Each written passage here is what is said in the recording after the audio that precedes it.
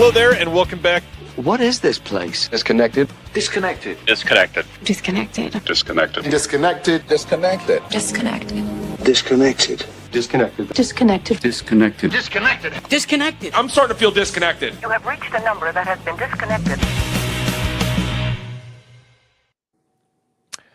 What's up? Jeremy Long is not here, as usual, but I am here. Oh, of course, right as I say that, make fun of him. There he is, Jeremy Long, John DeMarsico. We're all hanging out. 4th year in a row, boys.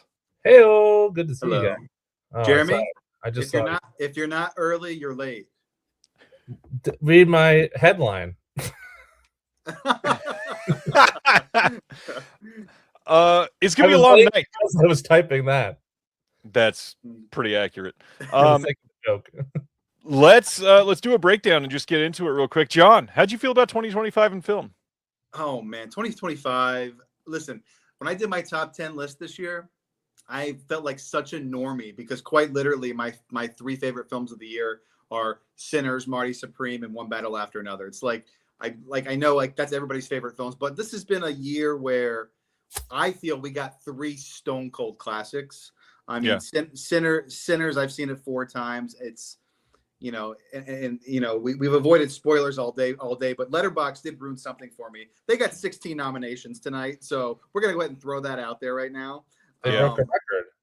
They broke the record. So I think 2025 has been a fantastic movie year, but you know what? I think every year is a fantastic movie year. I come on here every year and I'm talking about how great movies are, and I'm preaching to the choir here, but it's there are very few places that I'd rather be than inside of a movie theater, and 2025 was no different.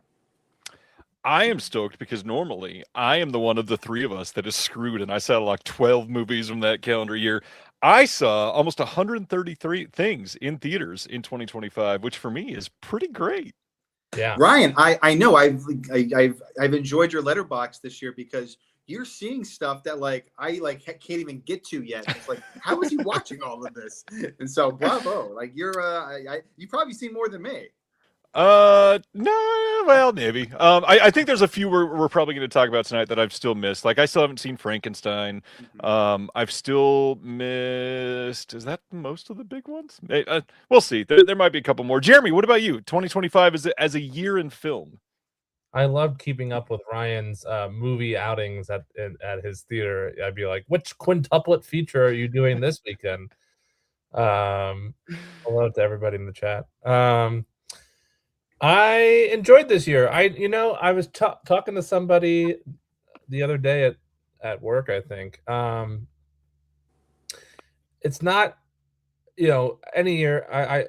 Everybody who always is like, oh, this was a rough year for film, or it seems like every year there's people that say that, and I'm like, I found plenty of stuff that I loved. Same. And this year was no different. One thing I will say though is that I have less 5 stars in my ranking. I if you follow me on Letterboxd, I have a ranking I do of all the films that I've watched that in any given year that came out that year. So last year, my 2025 ranking, which then informs my best of the year list, of course. But I had less 5-star movies than I usually do. I usually by the end of the year have at least about a dozen. And this year I had about half that. So I don't know, plenty of 4.5 stars. So still a lot of great films that are just shy. But I was surprised. I don't know if it's just the quality of films or my taste getting more picky as I get older. Travis says your lowest ranking for 2025 was 4.5 stars, which is probably pretty accurate for Jeremy. That's not true. There's plenty of low.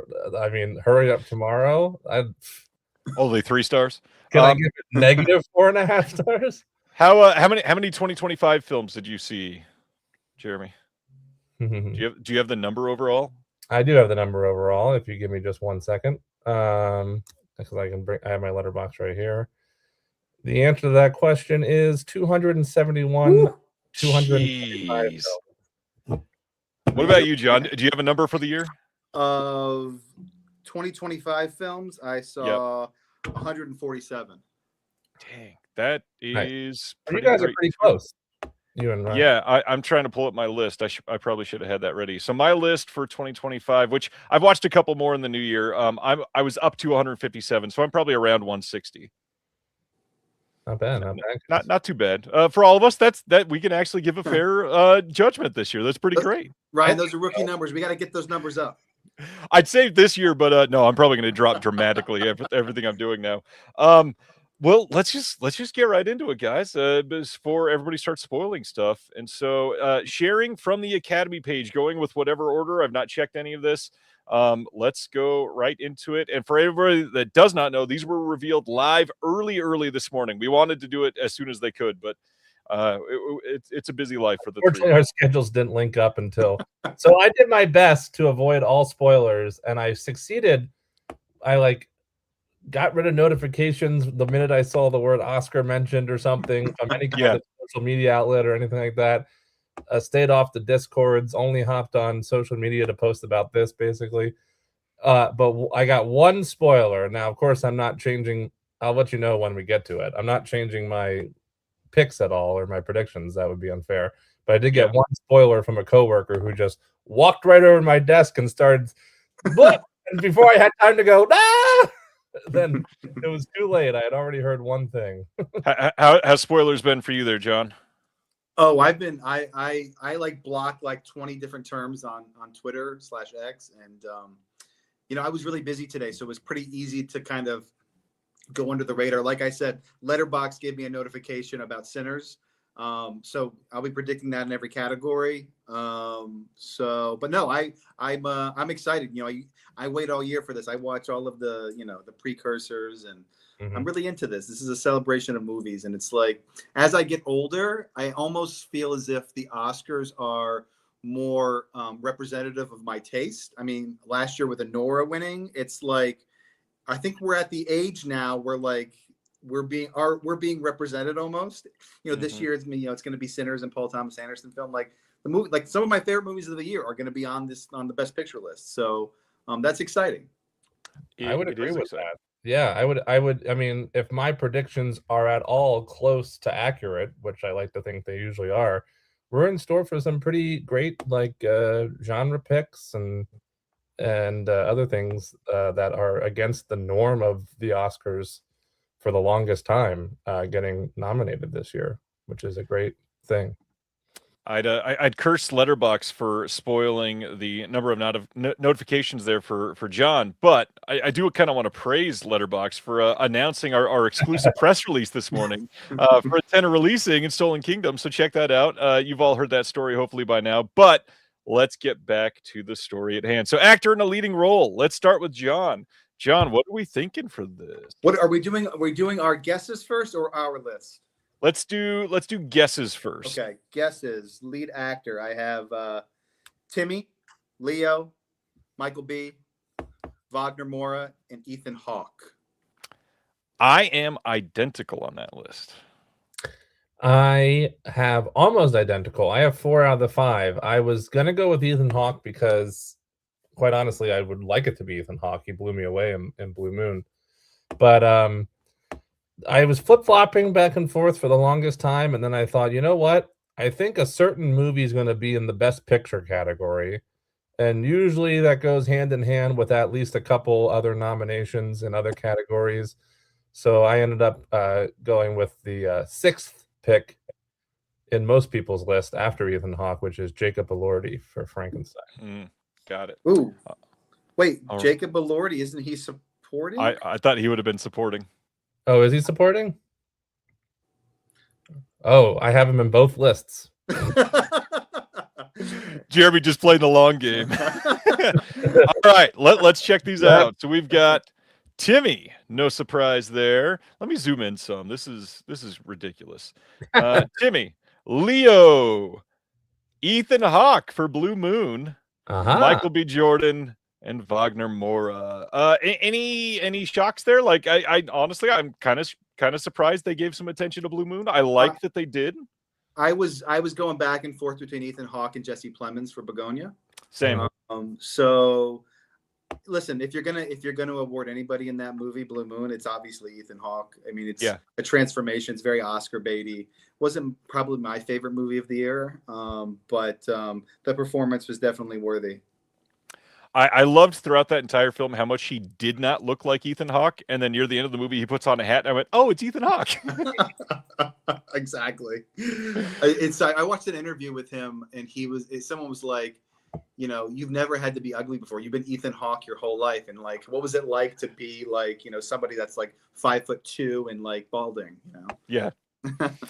All right, Jeremy, who would you want to see in this list? Anybody that is here that you wouldn't want to see, or somebody that you'd love to see in there? Yeah, honestly, my list is almost completely opposite, except for Ethan Hawke, who I did love. Blue Moon, as John said, not maybe my favorite movie of the year, but 4-star movie that I really loved, and I loved Ethan Hawke's performance. Somebody in the chat, Connor, just pointed out Joel Edgerton. Joel Edgerton was on my personal list for Train Dreams. I think it's his best performance of his career. He was great. Yeah. I also, the other three I had was Paul Mescal for Hamnet, Lee Byung-hun for No Other Choice, and Brendan Fraser for Rental Family. That was my personal list. Good movies. John, what about yourself? I had Michael B. Jordan as my number one. I mean, 2 roles. Sinner's my favorite movie of the year. I also had Timmy. I included Jesse Plemons. We talked about him in Begonia. And my 2 other kind of wild cards that were some of my favorite performances of the year were Dylan O'Brien in Twinless. Yes. Amazing movie. Also 2 roles. Also 2 roles. And big year for double roles, by the way. It was, yeah. And my 5th one, I'm always, you know, kind of near and dear to my heart. Nick Cage in The Surfer, a movie that I actually really like. I've not seen The Surfer yet, so I will give you that. Oh, you got to check it out. The Surfer is actually on my top 25 of the year list. That's how much I love it. Jeremy, me too. So my want list is actually very much a combination of the 2 of yours. John's list was entirely my want list, except for The Surfer, and I would throw in Lee Byung-hun from No Other Choice. I loved his performance in that. Nice. Oh, yeah, Amazing movie, great performance. All right, next up is actor in a supporting role. I'll go first on this one. So my supporting, I've got Benicio del Toro for One Battle After Another, Delroy Lindo for Sinners, Paul Mescal for Hamnet, Sean Penn for One Battle After Another, and Stellan Skarsgård for Sentimental Value. Jeremy, who are you guessing? Did you have Jacob Elordi on your list? I did not. No. One difference we had. I have Stellan, Benicio, Sean, the One Battle After Another boys, Paul, and Jacob Elordi. You're probably more right than mine. Go ahead, John. I've got Skarsgård, Del Toro, Penn, Elordi, and Paul Mescal. Nice. So you guys are identical. Are identical. All right, let's go through this. Benicio del Toro, not really a surprise there. Jacob Elordi, yeah, I kind of figured you guys would be right there. Whoa! Hey! Wait a minute, wait. Okay, so who's going to get snubbed then? Maybe Sean Penn? No, maybe Paul Mescal. Whoa! It's gonna be. Wow, Paul Mescal not getting one. That's kind of surprising here. That's kind of surprising. Obviously, I would have loved to have seen him win Best Actor in After Sun when he got that. Yeah. A couple years. Surprising, but deserving. I mean, sometimes the Academy does this. You know, a young actor versus a veteran actor. Yeah. Delroy Lindo should have been nominated for the Five Bloods a few years ago. Agreed. This seems like a little bit of a redemption for him here. When I tell you my list, Delroy Lindo's on my list for what I was hoping for. So I'm thrilled to see him on here. I mean, I got to be honest. I kind of expected if they were going to do something from Sinners that it wasn't going to be him, but it was going to maybe be Jack O'Connell or Miles Caton. Yeah, literally, it could have been either one of them. That is incredible. This is honestly, this is pretty close to my list. Jeremy, what was on your want list here? Frickin' Stan in the chat. He hated Hamnet. And meanwhile, it's one of my favorite movies of the year. I'm thrilled that Delroy Lindo got nominated. I agree with John. It's ironic that you bring up The Five Bloods because I have a movie club at work where every Wednesday we watch 2 movies each week, and every Wednesday.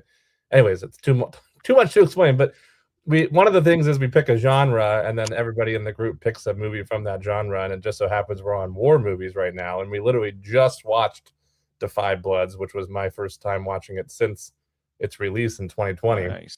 And Delroy Lindo is so fucking good in it.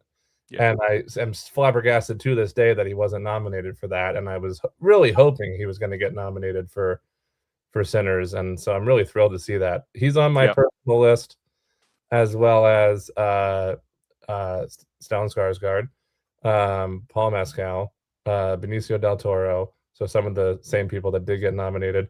And Jacob E. Jupe from Hamnet. One of the greatest child performances I've seen in who knows how long. Yeah. I was stunned. And I just want to give a special shout out to Jim Belushi in Chronology of Water, who really blew me away. And I just thought he was really good in that. And it's great to see this little Jim Belushi renaissance happening between that and Song Sung Love. Song Sung Blue, yeah. It's the Belushi songs. John, hit us with your want list here. I got the 2-1 Battle Boys. I got the 2 Sinner Boys, and I have Kevin O'Leary and Marty Supreme as my 5. Interesting. O'Leary. That's a fun take. I don't even watch one. Shark Tank, but I thought he was fantastic. And I mean, he's playing himself. Yeah. I know. I would have fully supported the ending that Josh Safdie has proposed in all of his postpartum interviews. I thought that would have been great. So I'm actually completely in line with John again, except for instead of Captain Shark Tank here, I had David Johnson from The Long Walk. Would never have been nominated, but I think that performance this year is took the entire film. Absolutely. Nice. I love The Long Walk too. It's also in my top 25. All right. I guess maybe a little too much of a genre film to get any kind of recognition. 100%. I mean, at the same time, we're talking about Sinners over and over again. It's the most nominated film, and it's absolutely a horror movie. So right, which I love, but Long Walk is a little bit lesser of a grand scale than Sinners. So correct. Jeremy, you're up first this time. Lead actress. Who do you got? I got for lead actress. Let's see. My list of who I think is going to be nominated is Jessie Buckley, my favorite. Winning, by the way. Jessie Buckley already got the Oscar. Winning, or We Take to the Streets. Rose Byrne, Renette Reinsve from Sentimental Value. I think those are a lock for sure. Pretty positive about Emma Stone as well in Begonia. And then this last one has been flip-flopped quite a bit from what I've seen, both in people talking about it in the previous award ceremonies. Some say Ariana Grande, some say, I think at least 2 or 3 different other options. I'm going, I think, based on narrative and also just the movie that she's in being based on a true story and things like that. I'm going with Kate Hudson from Song Sung Blue. Interesting. Christmas John. Academy loves true stories. Go ahead. That's John. true. That is true. I've got the same list as Jeremy. I got Buckley, Byrne, Reinsve, Stone, and Hudson. Wow. I am the big dissenter here then. I've got Buckley, Byrne, Reinsve, Chase Infinity for One Battle After Another. And then my big one, which I hate to say it, I don't want Buckley to win, but I'm going to sing the praises till the end of the day. I think Amanda Seyfried in The Testament of Anne Lee should be recognized more, but I feel like nobody is talking about that film at all. So you know how I feel about Mandy Lou, Ryan, and she's on my my personal list for sure. I think she's amazing in everything. I think she deserves more recognition. Yeah. I just don't think she's going to get it, unfortunately. But yeah, Chase Infinity is another one that people are flip-flopping. I think it was like her, Ariana, or Kate were like the 3 in the 5th spot. If the last category was any indication, with Delroy Lindo being there, I think that speaks highly of Kate Hudson also being there. I would not be shocked. Sadly, I'm betting here that they were going to be in line with my taste, and I feel like I'm about to be sadly let down because my guest list is exactly what I wanted. So I love Chase Infinity. I think she was great in the movie. I have one of those cards of my own with a $5,000 limit, but I think it was a fantastic performance. But that was a great joke. I just think it's going to be Kate Hudson. Okay, go ahead. All right, Jessie Buckley. Rose Byrne, Kate Hudson, Renate Rensva, and Emma Stone. Wow. Heck yeah. All right. Yeah, you guys win. Good job. She was Kate Hudson. First Honestly, nomination since Almost Famous, right? yeah, it was, Yeah. and it was one of my favorite performances of her. I really mostly because of her and Hugh Jackman's performances. I really liked that movie a lot more than I Boy, thought. that movie took a turn about 50 minutes in, though. I really did not see that coming. I mean, what a downer. I got to be honest. I did not expect for us to be talking about Song Sung Blue tonight, and I've still not seen this one. I definitely need to. I just saw it a couple of nights ago, and woof, my goodness. I genuinely liked it way more than I expected I would, and I like movies about music, and I like Hugh Jackman and Kate. I like everybody. I was just like, oh, great, another one of these. I was looking forward to something light and airy. I just needed something to kind of boost me up a little bit, and then 50 minutes in, I'm like, oh my god, this is getting dark. All right, let's go, John, first. What was your want list for actress? Want list: Jessie Buckley, obviously, she's incredible. Emma Stone, Begonia. My three differences: I included Sally Hawkins for Bring Her Back. Hell yeah, great performance. Leah Myron from The Ugly Stepsister, a movie that's probably going to be my top 15 of the year. Great movie. And I wanted to give a little love to Weapons, and so I included Julia Garner. Oh, nice. Yeah, she did very well. That's good. Jeremy, your want list. So far, John has mentioned 2 movies with high praise that I haven't liked this year. But we'll have to wait to battle it out later. Classic. On Oscar day. Perfect. My list is my top 3 female performances of the year: Jessie Buckley, Imogen Poots in Chronology of Water, and Amanda Seyfried, as previously mentioned. I have my last 2 spots as Renee and Eva Victor from Sorry Baby, who I absolutely love and adore, and I love that movie. With a special shout out to our surprise nominee, Kate Hudson, I put in parentheses. Wow, nice. All right, next up, we've got supporting actress, John. Supporting actress. My guesses are the 2 frontrunners, Tiana Taylor and Amy Madigan. I have Wunmi Mosaku from Sinners. Bear with me. Inga Ibsdottir Lilius from Sentimental Value. And Odessa Azion from Marty Supreme. Nice, very nice. Jeremy, is that in lockstep with yours? It's 100% accurate, yes. I would agree on everything, but as a guess list, I'm guessing that they're going to give too much praise for Wicked at some point, and so I put Ariana Grande there. I feel like she would take it over Odessa Azion, even though I'd want Odessa to get it over Ariana for sure. Yeah, I love Odessa. All right, let's take a look at the list here. Whoa! Oh, we got a double Sentimental Value love, hopefully. They love Sentimental Value. Wow. I am shocked already, and we've seen one name. I love Fanning, and she's amazing in the movie. I hope this just doesn't mean that they're leaving out Inga, though. Yeah. No. Yeah. Jeez, that's so we got great. double Once Upon a Time, or double One Battle and double Sentimental Value nom. So now we got no Odessa for sure here. Definitely not. Amy Madigan in Weapons. All right. Wunmi Mosaku in Sinners, and Tiana Taylor for One Battle. Okay. Gosh, that is. I never would have guessed a double Sentimental Value here. That's incredible. I mean, they're going to have four acting nominees. With Reinsva and Skarsgård. Yeah. All right, John, what was your want list here? I'm very curious about your list here. Want list, Tiana Taylor is my number 1. I thought the first 30 minutes of the movie were incredible. I almost didn't want to leave that movie that we were watching. Same. She just jumped off the screen. My number 2, I actually have Kirsten Dunst from Roofman, a movie that I loved. Agreed. Thank Ryan you. That movie champions that movie. I liked it a lot too. That movie is incredible. It really is.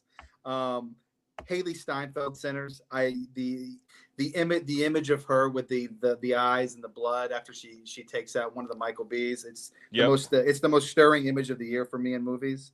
I included Amy Madigan, and I wanted to give a little love to The Shrouds, a movie I love, for Diane Kruger. Interesting. I did not love The Shrouds. Jeremy, your choices here. Neither did I. I also did not love Weapons, famously, as one of the only people who did. So, anyways, what we're going to talk about. However, I loved Amy Madigan's performance, and B, am happy that it's getting nominations, even if she is the only nomination for that film, because I want to support more genre and horror films getting nominated. Although, in hindsight, it makes me very upset that Toni Collette didn't get nominated for it. I guess we were just too early for that, and now we're finally coming around to horror films getting nominated. But oh, good, somebody else didn't like Weapons. That's our boy Travis, by the way. Travis, thank God, I love you. Anyways, so thrilled she got nominated. She is on my personal list, despite not liking the movie as a whole. As is Teyana Taylor, as is Inga, as is Thora Birch from Chronology of Water. Something that I really don't see popping up in here at all, but I love that movie. It's near the top of my. I should probably see Chronology of Water. I haven't seen it yet either. It's Kristen Stewart's directorial debut. Yeah. And then lastly, I had Aowa Debris for After the Hunt. I thought she did a fantastic job in that movie. Nice choice there. That's an off the wall pick. I had on here Inga from Sentimental Value. I thought she was incredible in it. Amy Madigan from Weapons. Wunmi Musaku from Sinners. Teyana Taylor. I feel like that. While I loved One Battle After Another, man, do I feel like the tone of that film changes the moment she walks out of it. It is a completely different movie, and it's still great. But good Lord, if you were to give me 2.5 hours of that first movie, I'd love it even more probably. And then my big one that I want to throw out there that is very different is the same as John. I feel like Sinners deserved a double nomination here because even though, Haley Steinfeld giving a performance that is unhinged and sexy in a way that I did not expect. Spit in my mouth anytime, Haley. Let's go to our next category. Animated feature, which a couple of the ones that I'm guessing I have not seen. Because, this says Mark Root Beer, but it's actually a can of Haley Steinfeld spit. Wonderful choice. A couple that I've not seen here, but seem to be. I feel like this whole thing is almost a lock on this category. So I've got down Arco, Elio, K-pop Demon Hunters, Little Amelie, and Zootopia 2. Anything different for anybody? That's lock and step. What I got. The same. I think I have the same as well. It'd be a pretty big stretch, I think, for anything else to get in at this point. The only, it would have to be a really subversive pick to maybe do something else anime focused, maybe, because there was a couple big ones this year. Demon Slayer, but I feel like that's kind of a crazy, wild swing for the Oscars. And then some people were saying In My Dreams, which I just think didn't do well enough to. That or like Ninja 2 was huge this year too. I could see any of those, but I feel like these 5 are an automatic lock. So we've got Arco, we've got Elio, we've got K-pop Demon Hunters, Little Amelie, and Zootopia 2. Boom, boom, boom. Yeah. Any that you guys loved that you'd want to throw in here? Yes. I don't know. Hit me, John. You got any before I go? I have an almost 6-year-old, so you'd think I would have seen more animation, but I mean, unless Bluey's on here or Monster High, then I'm out of luck. I'll rant after Jeremy speaks up. So go ahead there, Jeremy. Well, I have 3 of the ones that were nominated, all of which I quite enjoyed a lot. Arco, K-pop Demon Hunters, surprisingly way more than I thought I would, and Zootopia 2. And then I have The Day the Earth Blew Up, a Looney Tunes movie. Why are we shutting out the Looney Tunes Oscars? And a great little animated film that flew over under a lot of people's radar, Boys Go to Jupiter. I've not seen it. I need to see that one. So the only thing that I had different, which I agree with Jeremy, I had Looney Tunes, The Day the Earth Blew Up on here. And I could take my pick. I've not seen Little Amelie or Arco, so I would replace just one of those. My big thing, I feel like animation had a really down year this year. Everybody complaining about Elio, I thought it was pretty great compared to the rest of the stuff we got this year, but most of the animation that got pushed this year was like the SpongeBob movies that were both awful, and then Dogman, which gave me an immediate headache that I saw earlier this year, and everything else. Come on, like, where are we with animation in 2025? was a little sour in the animation world. I haven't seen Little Amelie. Somebody in the chat just said it was one of their favorite films of the year. So, With that being said, it's still some of the surest bets out there. Zootopia making how many billions of dollars? Billions, yeah. Lilo and Stitch. I know that's not animation. I oh, guess. good God. It basically is. That's the funny Yeah. thing. That and How to Train Your Dragon. Let's do a live action animated remake of our animated film. Let's not talk about either of those, but particularly Lilo and Stitch was very bad. But yeah, it was, but what we did get, I actually really liked. I mean, Arco was great. So was K-pop. I didn't have high hopes for Zootopia 2 with how long of a gap and Disney's trend for sequels, but I thought it was a really worthy sequel. I think it was really great. I really expected to hate Zootopia 2, and I was pleasantly surprised. Like, all of the adult references in there, like the Shining call out, was perfect. Yeah, I love that part. All right, John. Well, I got to be honest. I did not take a stab at the shorts at all this year. I've not seen any of. Well, I have guesses as to what they are going to nominate, but based on chitter chatter. But I haven't seen any of them, and I don't have personal picks. So, all right, so if you want animated short film. Let's just take a look at them real quick. We got Butterfly, Forever Green, The Girl Who Cried Pearls, Retirement Plan, and The Three Sisters. Anything you want to call out, either of you, that you've seen or that you appreciate from this list? Anything that we recommend or anything? I only got 2 correct out of this, for the record. Congratulations to the nominees. All right, next up, casting, brand new category here. I want to say that I do respect these shorts, and I will be seeing them when they're showing in theaters now that we got the nominations. I just didn't see anything ahead of time. Yeah, dying to see the shorts. I love me some short films. Casting, let's anybody want to go first on this one to take a guess? Sure. I got Sinners, One Battle, Marty, Hamnet, and Weapons. Interesting. Oh, interesting. We only guessed 3 of the same. I'll throw mine out there. One of these I've not seen, but I feel like the Academy loves the director, so they'd go for it, which is Frankenstein, Marty Supreme, One Battle After Another, Sinners, and then maybe my big departure here. I think the only movie that I saw this year where I walked out and went, damn, every role was cast incredibly perfectly. Like, I feel like they got the exact people in this that they should have.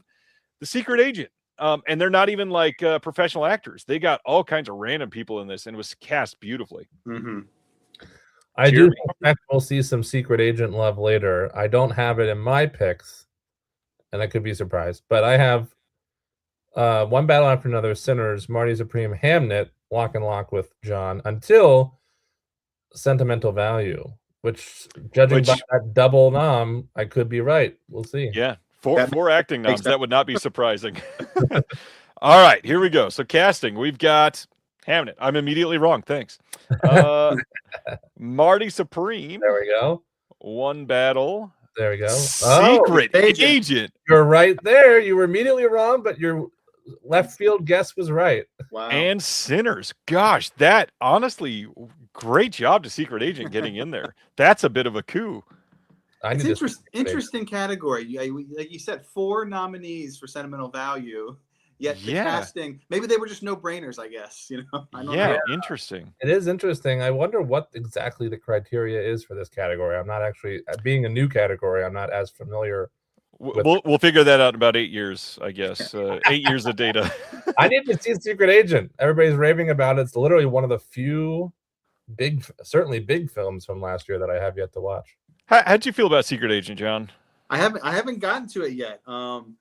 It was although I did this year. I presented at the New York Film Critics Circle Awards this year, and I was seated about 3 seats away from Wagner Moura, so that was exciting. Ooh. So I feel like I am a part of their success, even though I haven't seen the film yet. I got to be honest, I did not love Secret Agent like the world did, but there's a couple aspects of it that I thought were truly just remarkable, and one of them being the casting. So I've got to carve out 3 hours. I've been kind of putting it off, but I'll make some time. That's true. All right, so want list. John, who did you have on your want list for casting? It's Sinners, Marty Supreme, who obviously, if we're talking casting, I mean, there's no more deserving film this year than Marty Supreme. Just like That's every Safdie brothers film prior, just the faces that they cast. Penn Jillette, man. People off the street, like it's just an And incredible. Gillette and Abel. Yes, Abel Ferrara, like the mesh of that film, just the faces alone is worth the award. I included Weapons, One Battle, and my wild card, the film Ephus by Carson Lund, baseball movie. Great movie. The reason why I presented at the New York Film Critics Circle this year, that's right, baseball cinema right there.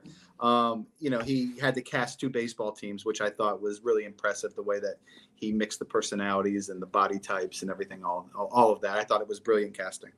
For everybody that always laughs that I can do this, Ephus is also right next to me. Yeah, baby. I like Ephus a lot more than I expected I would. So it is such genuinely a perfect indie film. John knows by now that I'm not a sports person, but I really I enjoyed it way more than I thought I would. I watched it just for him.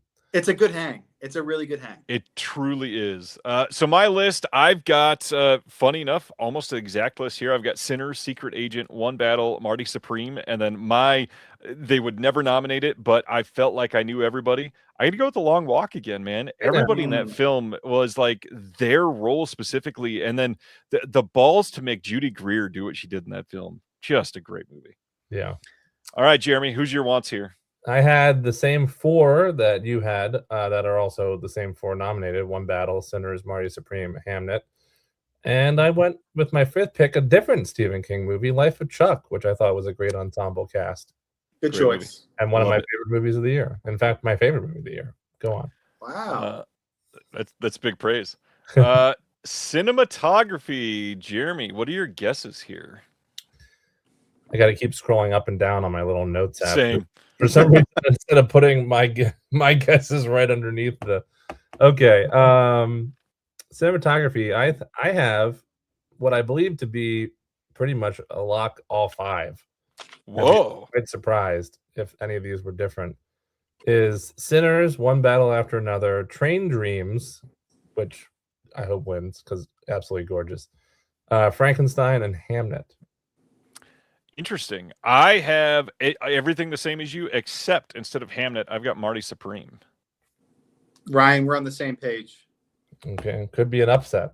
Yeah, I got Marty as well. Let's take a look. We've got Frankenstein, which I really need to see. Marty Supreme. Nice. They love Darius.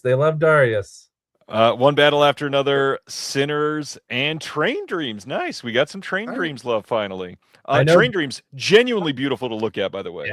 Yeah. Oh my God, it's absolutely stunning. I know John loves Marty Supreme. I also enjoyed it, not as much as him, but I really think the cinematography in Hamnet deserved it over Marty Supreme. But they love Darius, so. I got to tell you, though, if you're just going to take a camera into the woods and shoot beautiful scenery, I prefer Train Dreams to Hamnet cinematography, honestly. Well, I would agree with that. Yeah. If you were debating those two. Yeah. Want list on this one. Jeremy, who do you got on your want list for cinematography? I have some of the same picks: One Battle After Another, Train Dreams, Hamnet. I also included No Other Choice. I thought what Park Chan-wook and his cinematographer are doing in that movie is absolutely great and seems to be overlooked this year. And then I also had Resurrection, which is a really fantastic film this year from Chinese director Bi Gan. I need to see that so bad. I'm so excited to see that. I haven't seen it yet either. It's phenomenal, and it has great cinematography. So this is one of the few categories I could include it in my personal picks. On my want list, I've got Train Dreams, Sinners, One Battle After Another, Testament of Anne Lee, which I think is being sorely underrepresented here. And then my last one, I don't feel like it's going to get a lot of love for what it looks like, but yeah, no other choice. I feel like Park Chan-wook's choices, and then the way that he's getting that captured, just remarkable. Cinematography, John. I also love Park Chan-wook's latest film. I thought it was an absolutely incredible piece of filmmaking. On my list, I have Sinners, Marty, One Battle. My two other choices. I actually went with Warfare, a movie that I thought some of the handheld camera operation in that film was so stunning, so jarring that I could not ignore it. That and the soundscape. The film, is what it is, but I just think as a piece of filmmaking, I thought it was really interestingly shot. And my number one for cinematography this year is actually a documentary called Afternoons of Solitude. It's by Albert Serra. It's a Spanish film about bullfighting. It is going to be in my top 5 of the year for sure. And some of the most stunning long lens photography I've ever seen in any film. It's very hard to watch. It's very hard to recommend because there's a lot of obvious animal cruelty in it.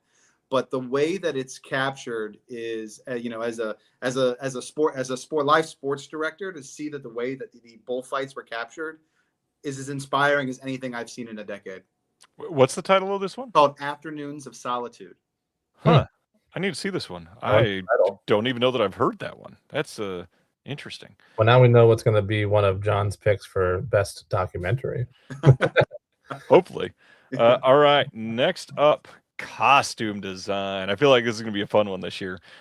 John, what are your guesses for costumes? I have Frankie, Sinners, Hamnet, Wicked, and Marty.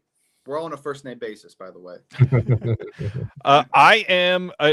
The Academy hates him. I am lockstep with you, except for other than Marty. I chose The Testament of Anne Lee, which clearly is not winning anything. And I am completely in agreement with John. I think those will be the 5. Yeah, you're probably right. Here we go. We've got whoa. Oh my God. We got to give it to an Avatar movie. Wait a minute. Costume design? They keep getting worse and worse every year. Who's wearing costumes? It's all motion capture. But it's John. What? You got to give it to Johnny. I don't even want to finish reading these. What? John. Costume design. It's a James Cameron movie, so they got to nominate it. I guess technically, like, each outfit is designed. There's just no one wearing it. Oh my gosh. Okay. That's confusing. Avatar, Fire and Ash, Frankenstein, Hamnet, Marty Supreme. Okay, good. And Sinners. Wow. So they got rid of Wicked. They replaced one popular movie, big budget crowd pleaser for another one, basically. Wow. They hate Wicked. So yeah, tonight we have not heard Wicked or No Other Choice at all yet, or not Decision to Leave.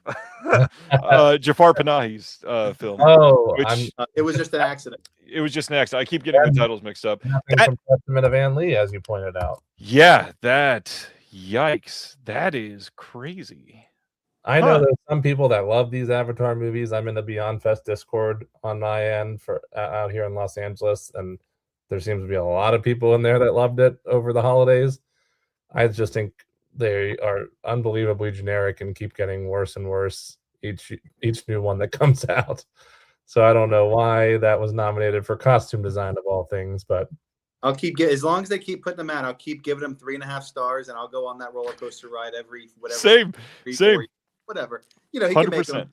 Like if he's that devoted to this, what are we going to get from a 70-year-old James Cameron at this point? So just keep living in Pandora. All right. So want list for costume design. I've got The Testament of Anne Lee, shocker. Sinners. I've got and my list went away. That was perfect timing. I'll jump in. Hello. Okay. Sinners, Go ahead. Marty, Frankie. I got The Ugly Stepsister on here. And for my wild card, I'm going to go with a movie that I didn't love, but the costumes were great. Ballad of a Small Player. I need to see that one still. I have Frankenstein, Wicked, which I didn't really love, but the costumes were great. So I think it deserves it, certainly more than Avatar. Sinners, Hamnet, and I put Resurrection in this one again. Great costumes and a film that spans many decades. And I gave an honorable mention to Nouvelle Vogue. Yes, which has great costumes from 60s France, as they are. I love that. So I had Testament of Anne Lee, Sinners, Marty Supreme, The Ugly Stepsister, and Train Dreams on mine. I love period pieces like that. Train Dreams is beautiful. It really is. All right. Next up, directing. Got right into it. Big one. Ooh. All right, Jeremy, what's your guess here? I think our locks are Paul Thomas Anderson, Ryan Coogler, Chloe Zhao, and Joachim Trier for sentimental value. I think there was a little bit of some sway on spot 5. Are they going to give it to Guillermo for Frankenstein? Are they going to give it to, I chose Josh Safdie for Marty Supreme. Same exact list as yours on mine. I hate to be boring, but I echo the same 5. Honestly, they love Guillermo. It could be Guillermo, but I think this is Josh Safdie's year. Yeah. I would hope so. We've got Hamnet with Chloe Zhao, Marty Supreme with Josh Safdie, One Battle with Paul Thomas Anderson, Sentimental Value with Joachim Trier, and then Sinners, Ryan Coogler. Look at all of us. 5 out of 5. Amazing. Love it. Great. What did you want here, John? What do I separate? I love Coogler. I love PTA. I love Safdie. My two that aren't here are Park Chan-wook. No other choice. I mean, if we were doing this category just on mechanics of directing and a flawless execution of a film, it's Park Chan-wook, obviously. Yeah. And my 5 I would give to Jafar Panahi. Mm-hmm. It was just an accident, just an incredible story and an incredible film. Yeah. Go ahead, Jer. Okay. I think I have to give an honorable mention to Jafar, just also because of his background and his story in terms of getting his films made. Plus, it was a good movie. I would also give an honorable mention to the aforementioned Be Gone from Resurrection. But in my list, I would have Chloe Zhao and Park Chan-wook as well. Of course, Paul Thomas Anderson, Ryan Coogler. And I gave my last spot to Mike Flanagan for Life of Chuck. Again, my favorite movie of the year. Nice. I had Josh Safdie, Paul Thomas Anderson, Ryan Coogler, Park Chan-wook, and then I hate to keep doing it, Mona Fastfold for Testament of Ann Lee. Genuinely amazing movie. Everybody needs to see. I'm gonna go see it tomorrow. I haven't seen it. It is haunting. I love it. All right. Next up, documentary feature. I don't remember if I wrote out a whole 5 on this. I think I took a guess. I don't think I saw enough of these that were like Academy level to be able to really take a great guess here. God, my list is way in a different order than theirs. I'll pass on this one. Go ahead, Jeremy. Did you pick 5? I did. And I also have 5 picks. I think we're gonna get. I didn't see all these. This is mostly based on chatter and previous awards ceremonies, Golden Globes and such. The Perfect Neighbor, 2,000 meters to Andrivka. Probably pronouncing that wrong, I'm sure. Mr. Nobody Against Putin, The Alabama Solution, and Seeds. I had 3 of those on my list. Go ahead, John. I haven't seen hardly any of these. I've actually only seen one on my guesses here. The Perfect Neighbor, I guess 2,000 meters to Andrivka, Cover Up, which I saw, which I thought was very good. The Alabama Solution, and My Undesirable Friends, which I hear is about 6 hours long. I haven't seen it yet. Whew. So my guess here was Perfect Neighbor, Seeds, 2,000 meters, Yanuni, which I've heard is pretty good, and then Cutting Through Rocks, which is supposed to be great. So we're all kind of got a couple left fielder ones. Absolutely. I was also looking at what they had on my PGA app as like for your consideration. There's a lot on that app, of the docs. All right, we've got The Alabama Solution, Come See Me in the Good Light. I've heard that one was good. Cutting Through Rocks. I got one right that I just threw out there. Mr. Nobody Against Putin. Nice. I'm so glad that The Perfect Neighbor got nominated. Have you guys seen that one yet? I haven't yet. Is that on Netflix? It is on Netflix. It's a Netflix original. But what got me here, and just to go into the craft for a moment, this as a documentary works so well for me because it is about 85% just body cam footage. Oh, interesting. And they craft an actual narrative out of the body cam footage, and it works so well. Just shockingly perfectly directed. Great that it's here. I love that. John, do you got a list of wants on this one? You know, I didn't do a list, but I want to. I can double down on my love of Afternoons of Solitude. Please seek that out. Like I said, not an easy watch. I'm just going through my letterbox right now. I also like the John Candy documentary. I think was it the Jaws doc? I saw that. You know, I usually when I see the nominations, I usually try to seek them out once I see what's nominated. And like I saw Cover Up as well, which is not nominated. I will say what is the title that you're saying everybody should see at some point? Afternoons of Solitude. It's on Mubi for anybody who wants to watch it. Shout out to my buddy, the projection booth in the Discord, who messaged me the moment that you mentioned it. He said, check it out on Mubi. It's on there. Amazing. Hey now. Indie titles that I feel like deserve to be here. One, Stolen Kingdom. Everybody watch Stolen Kingdom if you haven't heard of it. It's a great doc. And then the other one that is kind of tied to Antenna releasing because Billy Ray Bruton produced it. Coroner to the Stars came out this year, and that documentary genuinely fascinating about the famous LA coroner who handled the autopsies for a bunch of LA stars and then got embroiled in some controversy because of it. Any picks that you wanted there, Jeremy? Yes, as you know, Ryan, and you've mentioned several times on the show, I love documentaries, so I've seen a lot of them. Sadly, only none of the ones that were nominated. I still have to watch those, but I've seen a lot of other ones that I really liked, including I Like Me, the John Candy documentary, Pee-wee as himself, Teenage Wasteland, one that I think is still seeking distribution, but was phenomenal about the spilling of a bunch of toxic chemicals in this one town in the Midwest, and all these teenagers. Is that the doc on Ohio from the train accident? Yeah. Okay. Yeah. Really enjoyed that one. Saw it at the Los Feliz Theater here. And I just lost my place. Also the Jaws documentary, Jaws at 50, and Grand Theft Hamlet, which I really enjoyed a lot, about performing Hamlet within Grand Theft Auto with other people, other players, and finding a sense of purpose and camaraderie through that process. Yeah. We got a couple shout outs to the Pee-wee doc. Was that eligible for best doc? Because I know it was labeled as like a mini series in a couple of places. It's possible it wasn't. So I just, all that to say, I don't know if it was an oversight necessarily. I'd love to find out if it was eligible.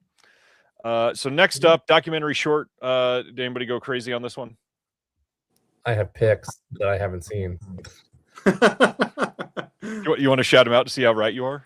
All the empty rooms, armed only with a camera, all the walls came down, bad hostage, and cashing out. I don't think I've ever heard of any of those. So here we go. All the empty rooms, armed only with a camera, children no more, the devil is busy, and perfectly a strangeness. What a title on that last 2 out of 5. All right, I'll take it. 40% for things you've never seen. Amazing. All right, next up, film editing. I'll shout out my picks on this one first, because this is one I felt pretty good about, but now I feel awful about. So I've got Sinners, One Battle After Another, No Other Choice, Marty Supreme, and then I went kind of wild with this last one. I felt like they had to give him something, and I actually chose Caught Stealing.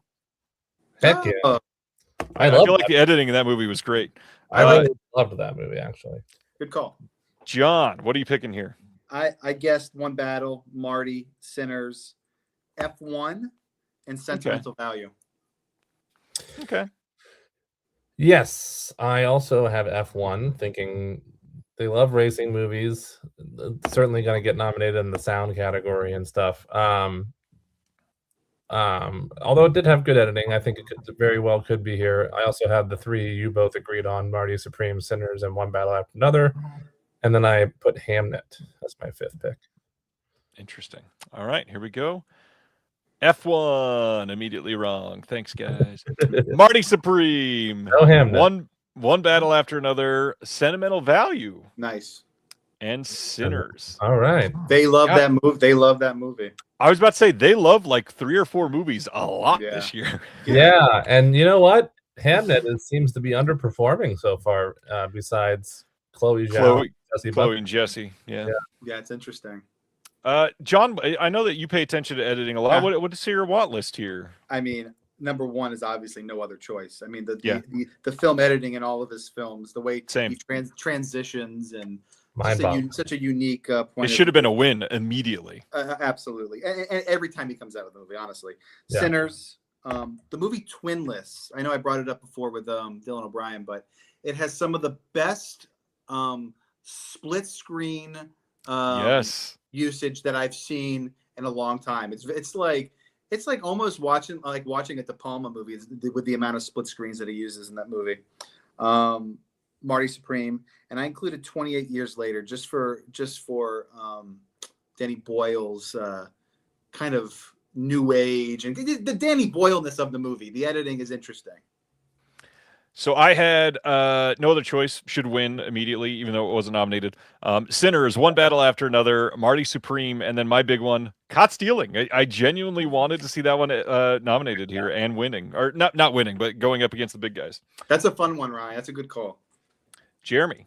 Caught Stealing is another one in my top 25 this year. I think it was underrated. Yeah, much like you guys, No Other Choice there is no other choice. I also had One Battle and Sinners and Hamnet, which I was sad to not see it there.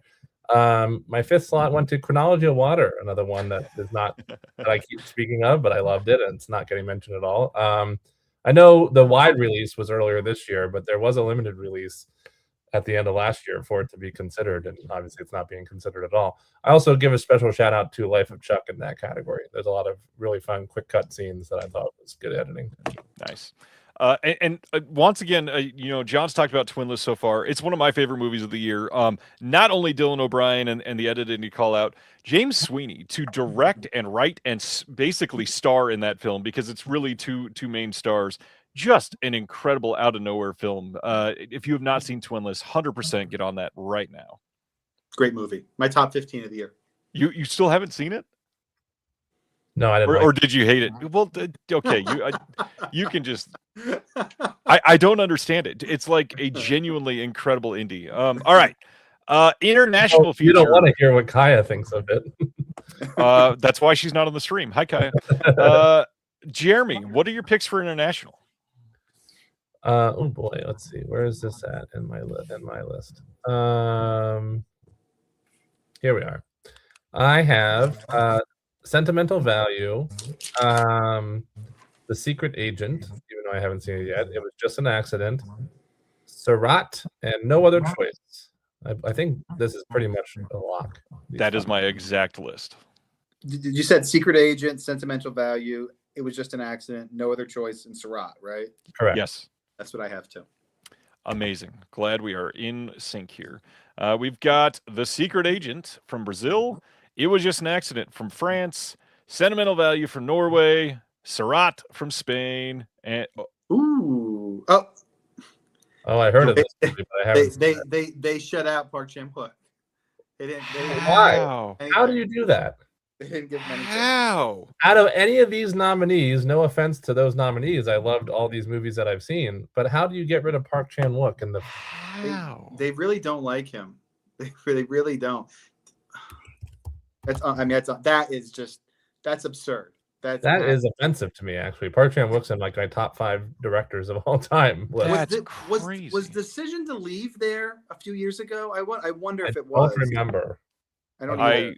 I'll check after, but I feel like it was. That's ridiculous. Has anybody seen The Voice of Hydra Job yet? I have not. I have not watched it yet. No. It's on my list to see, and I've heard it's great, but better than No Other Choice. This is the biggest upset of the entire night so far for me. I'm flabbergasted. No, but what a shame. People were talking about a few months ago No Other Choice being in Best Picture. It didn't even make international. Yeah, that's wild. Well, spoiler alert. Oh no, I don't. Do I? Jeremy, you want to give your picks for international? Ugh. Yes, I will. I'm very upset. I can't. I don't. Why would you? Yeah. I have Resurrection, which I mentioned before. Be Gone. No Other Choice, of course. And then I just went totally out of left field. Part of it's because I have not seen Surratt or Secret Agent yet, but I put on a very underrated film that's in my top 25 of the year on Becoming a Guinea Fowl. Good movie. I put Left-Handed Girl, produced and edited by our friend Sean Baker, and I did Nouvelle Vague again because I really love that movie, and which is French. I'm realizing I left out Sentimental Value, which I loved, so maybe swap out one of those for that, but and then give something else an honorable mention. But that's my list. So I had No Other Choice, Surratt, Sentimental Value, Left-Handed Girl, and The Ugly Stepsister. I also included The Ugly Stepsister, Ryan, from Norway, I believe. I really enjoyed Cloud, Kiyoshi Kurosawa's film. Good movie. No Other Choice. It was just an accident for from France/Iran, and the movie I've talked about 1,000 times, Afternoons of Solitude from Spain. Nice. All right, going to our next one. Same thing, live action short. Anybody go crazy on this one? I can ramble off my 5 picks. May as well try. Otto, Beyond Silence, The Boy with White Skin, Amarella, and Butcher's Stain. Okay, I'll trust you. We've got Butcher Stain, A Friend of Dorothy, Jane Austen's period drama, The Singers, and Two People Exchanging Saliva, which means I think Jeremy got one. I got one. Hooray! All right, so next up, makeup and hairstyling. All those now. And John, just so you know, you are echoing ever so slightly all of a sudden. You may want to click the refresh button, and I'll let you right back in. Okay. Makeup and hairstyling, I feel like is going to be a fun category this year. Very curious to see what everyone picks right here. I'm sure he will be here in the next 2 seconds. So, Jeremy, go ahead and rattle off your guesses for makeup and hairstyling, Jeremy. Okay, we have Frankenstein, Wicked, although maybe not anymore since it seems I hate it. Sinners, of course, One Battle After Another, of course. And most likely for a singular nomination, we're probably going to see The Smashing Machine here. I would suspect.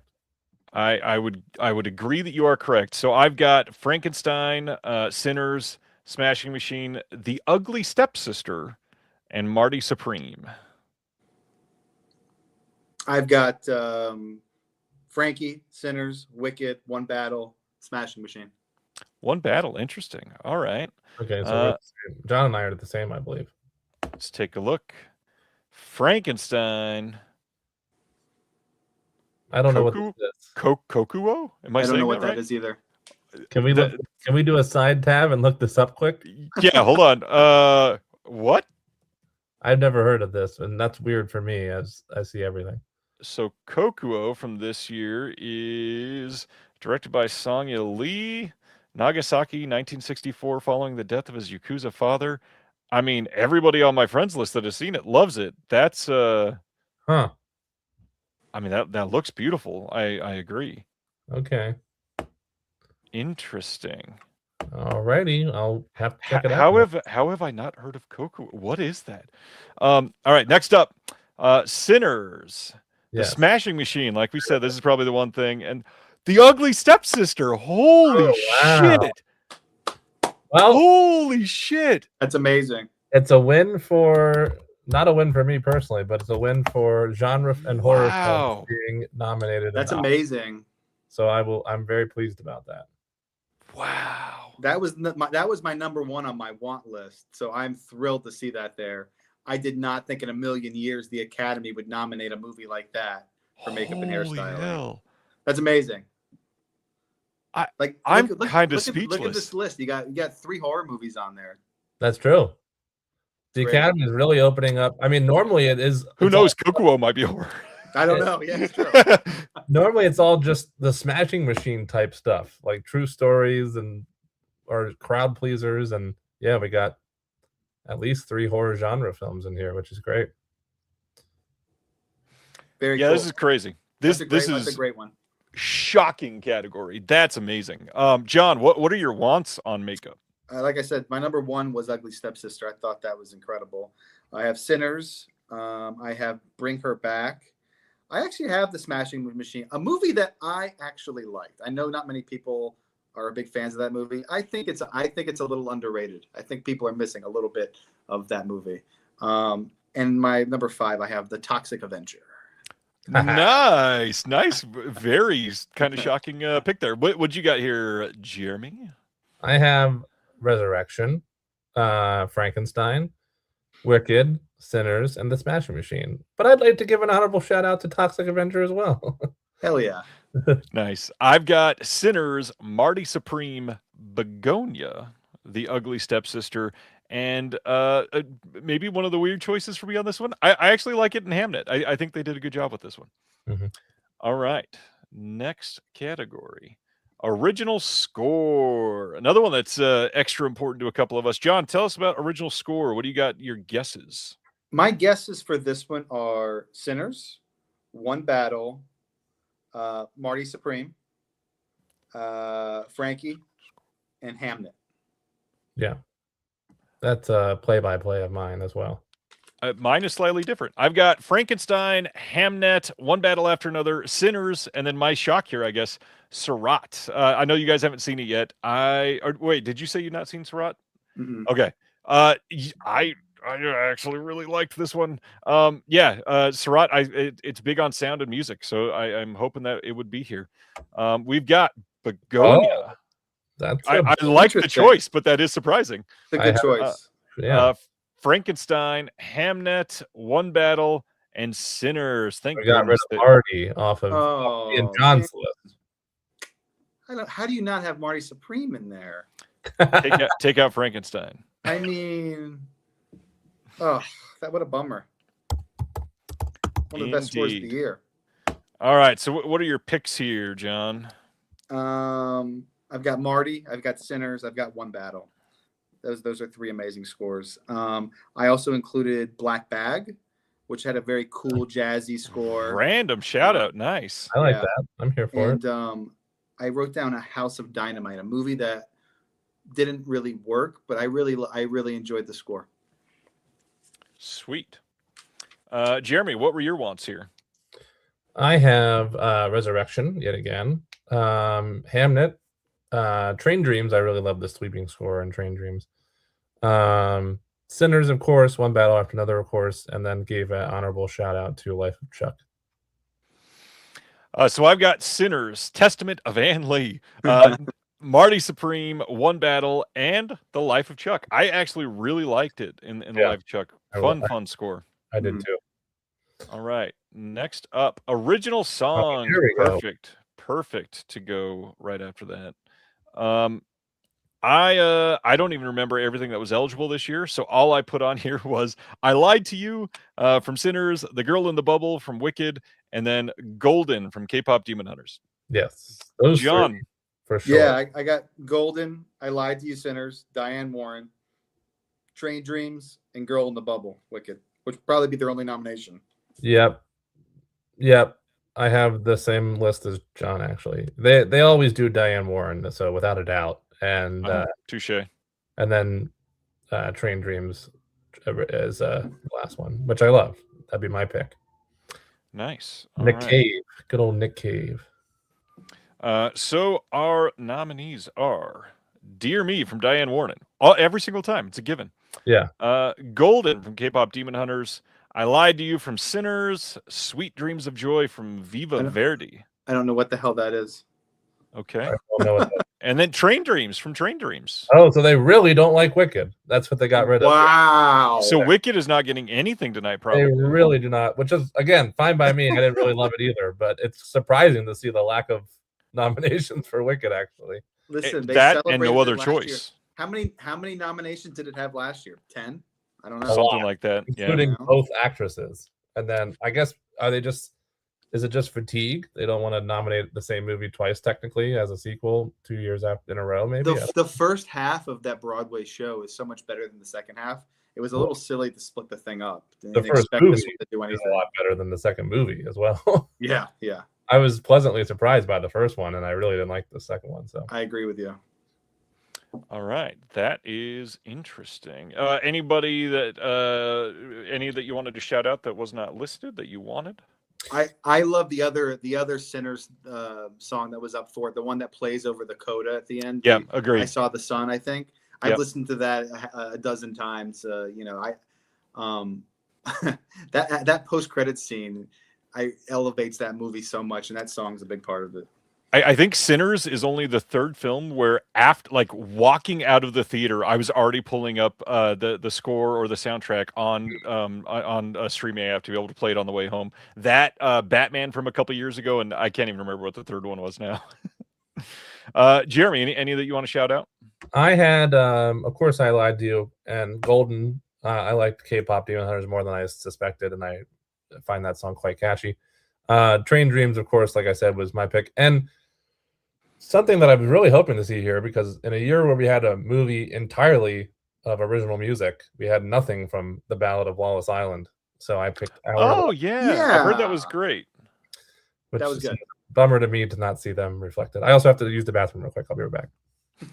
Take your time. It's about to be Best Picture, so it's a good time for a break. I'll pull this down so we can.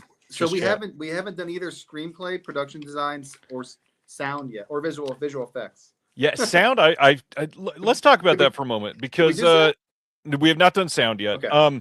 With everything that with everything that's happening with the theatrical experience nowadays, sound to me is probably the most important thing, because I can't have theatrical sound at my house. Even if I have Dolby Atmos, it's not the same. Sitting in an auditorium, enveloped entirely by that giant screen and all that sound around you is super important. How do you feel about sound nowadays? You feel like we've gotten any better or anything? Listen, it doesn't matter what kind of setup you have at home.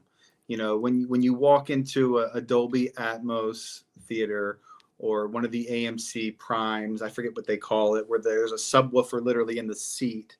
Yeah. There's nothing that tops that. There's nothing more immersive than that. I don't care what kind of moving images on the screen. It's an audio visual experience. And, you know, I think you're totally right. I think that filmmakers, you know, if they're going to get people out of their, you know, streaming habits, it's going to be the audio experience and to try new things. And I'm not sure it's a 40X experience or 3D or any of the kind of other stuff they've tried. I think the audio immersion is a really important part of the theatrical future.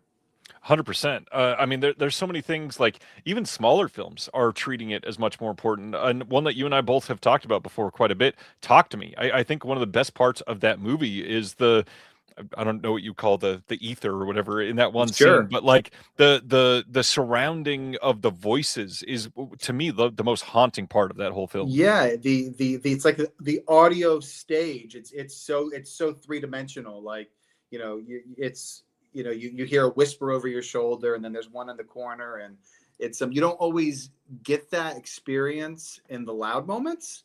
Sometimes it's the subtle, quiet moments where that atmosphere is more effective. And you know, when you have score and Foley and, you know, all of the action set pieces, sometimes you lose a lot of that. But those quiet moments like that are really some of my favorite moments watching those kind of films. So before Jeremy comes back, why don't you shout out 2 or 3 films that we haven't talked about tonight that you loved this year? Sure. Yeah, I can do that. Let me pull up my list real quick. Like I said, so like some of my favorite films are very well represented here. A few that I haven't talked about yet. Eddington, which is a movie, Ari Aster's film that I really liked when I first saw it, but I've watched it again since, and I keep going back to it. And I think that thing's going to age really well.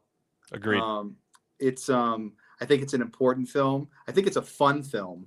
You know, his movies aren't always the easiest sit, right? But I loved it. I brought up The Shrouds. You know, it's old Cronenberg, but still effective Cronenberg. And I think he's saying things right now that are important to that kind of fragment of the country or of the world. Honestly, the older crowd. Yeah.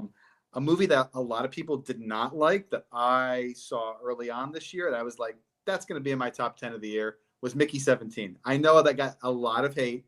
I really love Mickey 17, and I've revisited it 2 or 3 times, and sure, it's a little goofy, and the Trump impression's not good, but I really think he was going for something really ambitious, and I really think he pulled it off. I think there's a lot more to that film than meets the eye. Interesting. I'll shout out 3 real quick, and we'll have Jeremy shout out 3, and then we'll go back to Best Picture real quick.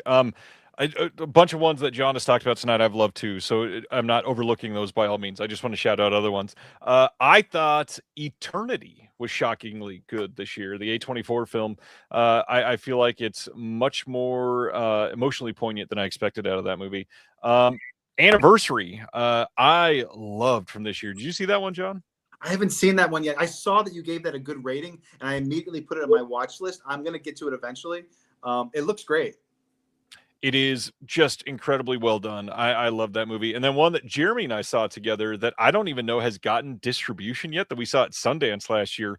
Omaha, I feel like is going to be a film that we come back to 5 years from now. And it's people being like, how did this not get more of an attention moment? But Omaha is starring John Magaro, who was in Past Lives, which we loved. And it's a crazy story about how Nebraska was set up for years that you could, no questions asked, just abandon your child at a hospital until they were like 10 years old or something.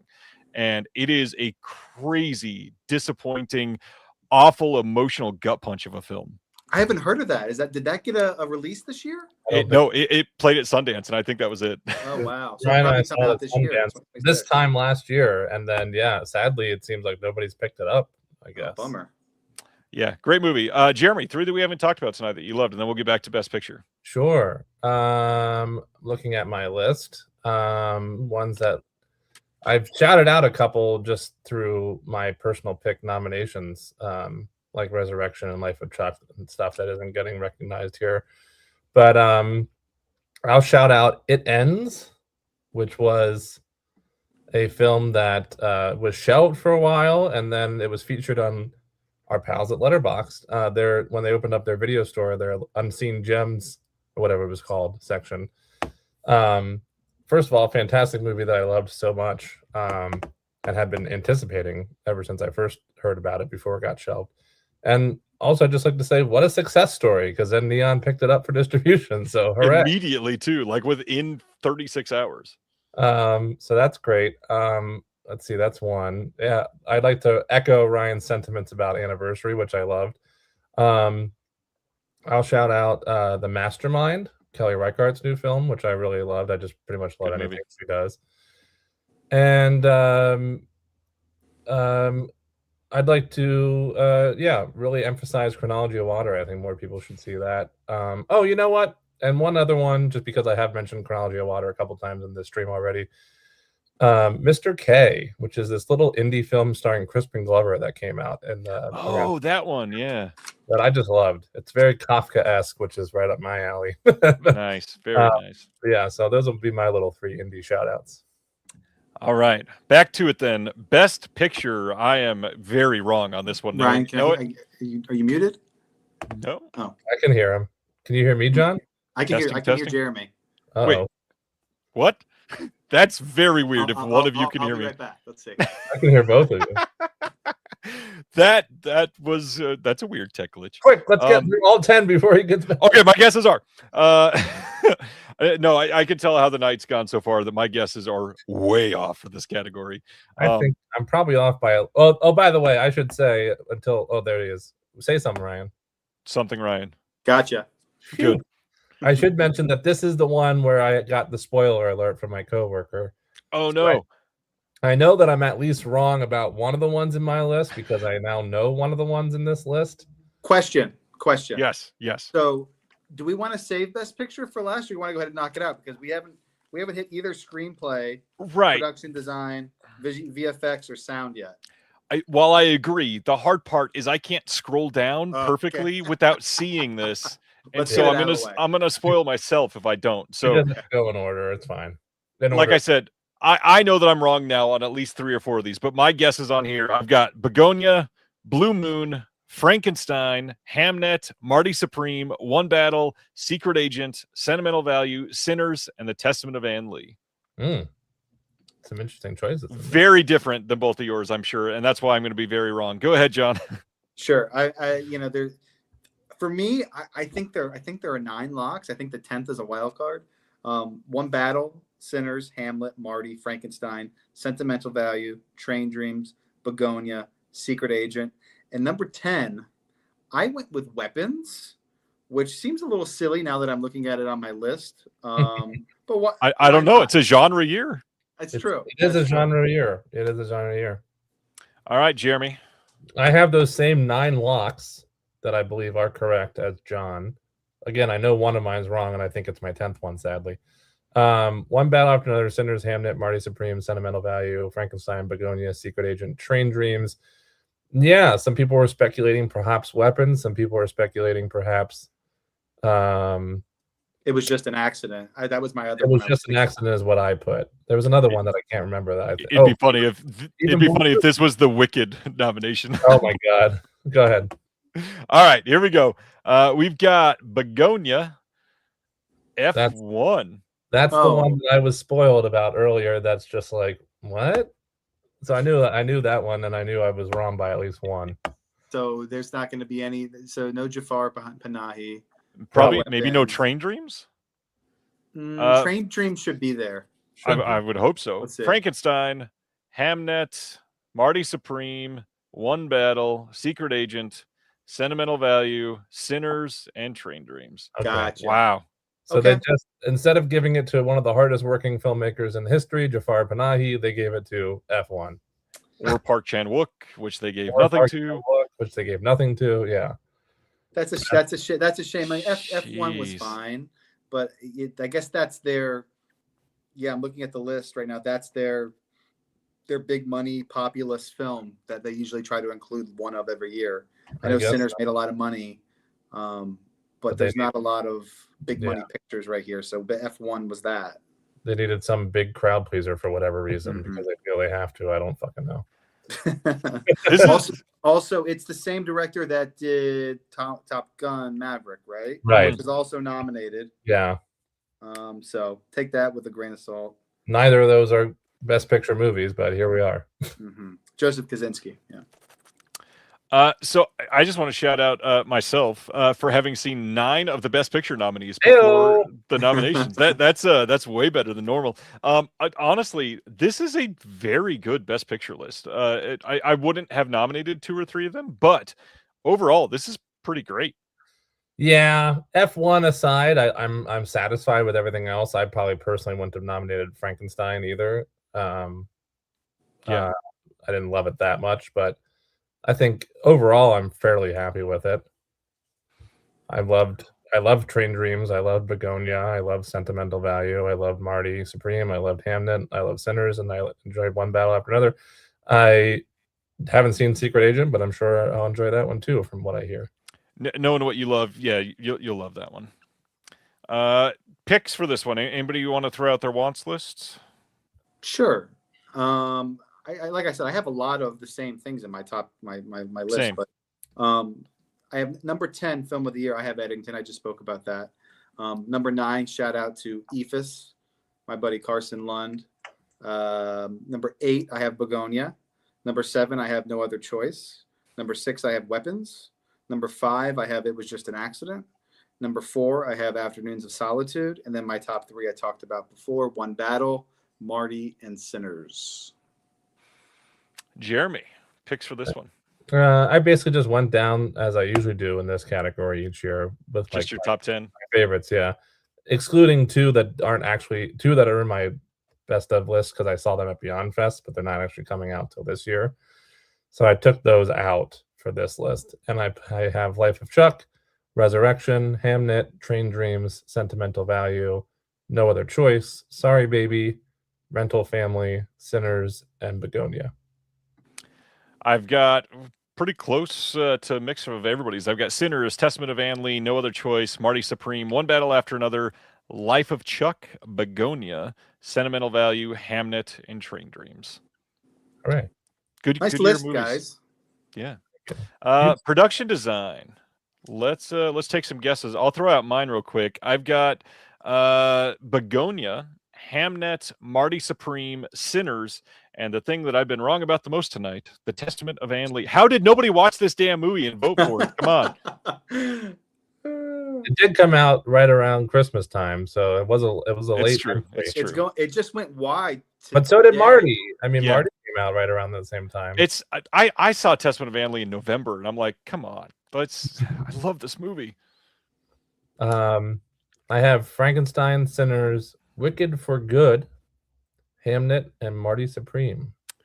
I think Wicked's getting shut out tonight. It Yeah. seems like it, so I'm probably gonna get another 4 out of 5 in this category. What do you got, John? Frankie, Hamnet, Marty, One Battle, Sinners. Boring list, but I think that's the 5. One Battle. Interesting. Here we go. We've got Frankenstein, Hamnet, Marty Supreme, One Battle, and Sinners. John is spot on because Yeah, he's spot great at it. on, and they blocked out Wicked yet again. Yeah, Wicked's not getting shit. No, it's not going to get anything. No. Here we go. Sound. We've been talking about this for a little Here we while. Let's talk about sound. John, who do you got for sound this year? Sound. Where's that on my list? We're the nitty gritty here. I think after this, it's just the screenplays. Visual Sound. effects too.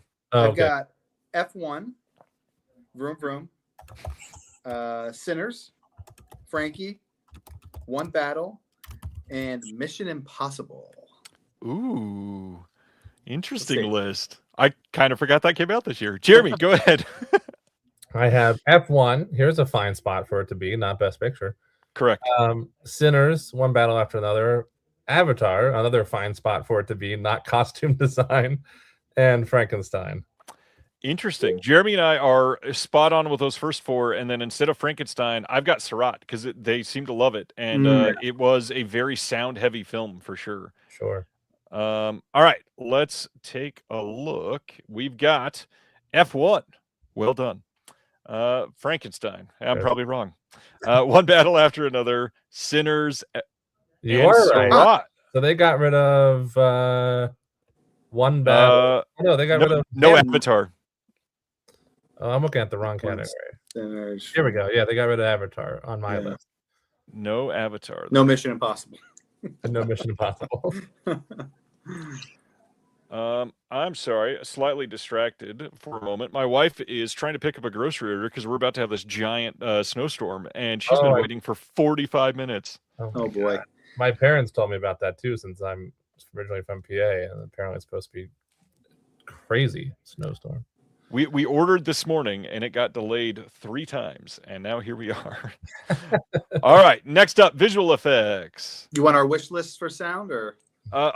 Yeah, please. Why did I say that? Wish list for sound. What do you want there, John? I'm going with It Was Just an Accident, just for the final scene alone. Sound plays a very big part of that scene, and so I thought that was appropriate. That's a good point. Sinners, F1. I'm going to shout out EFUS again, just because of the way that film is shot. It's very. We were talking about the atmosphere, spatial the surround awareness. sound of the dialogue on the baseball field. It's very directional. You can tell where the conversations are taking place, even though they're not on camera. Very interesting sound design. And number 1, I'm going with Warfare, the most immersive sound experience of any film this year. No score, just boots on the ground, audio, incredible. So I got to be honest, I did not like Warfare in any way, but the only thing I put on my list that should be here is Warfare. Like there should be nothing even close to winning sound except for Warfare. I did not see Warfare for the reason that I know I'm not going to like it, but I'm sure you're both right. So I don't doubt you. I had F1, Sinners, One Battle After Another, Frankenstein, and No Other Choice. Great sound. Park Chan-wook. Great. It's masterful in all the technical categories and all the Not according to the Academy. Not according to the Academy, who I strongly disagree with. All right, let's go to visual effects. Who do you got here, Jeremy?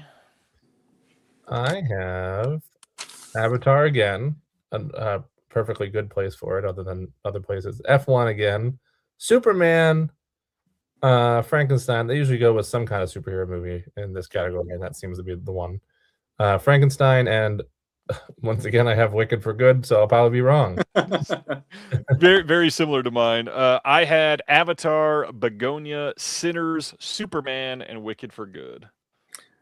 I've got Avatar, F1, Superman, Sinners, and a movie I haven't seen, but I've seen it on a few different lists.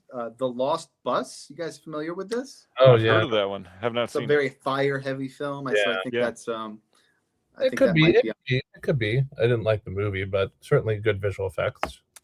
So we've got Avatar, Fire and Ash. Makes sense over costumes.